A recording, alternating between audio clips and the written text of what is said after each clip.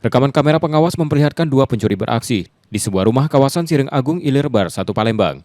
Salah satu pelaku mengenakan helm tampak mengendap-endap masuk halaman, sesekali menunda gerak saat warga melintas, sebelum akhirnya merusak kunci kontak dan membawa kabur sepeda motor. Pelaku lainnya menunggu di sisi pagar untuk memantau situasi.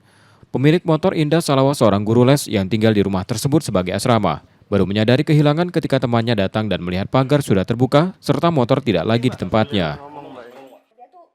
Jadi kan saya kan pulang dari rumah, ini kan asrama.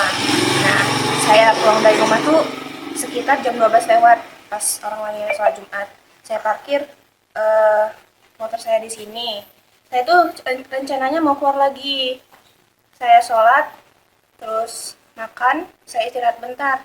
Nah, tiba-tiba teman saya tuh Dian namanya, bilang, "Dah, motor kamu kemana?"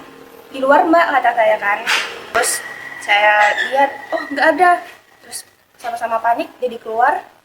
Habis itu lihat CCTV, oh ternyata ada dua orang yang ambil, satunya nunggu di sana, satunya ambil.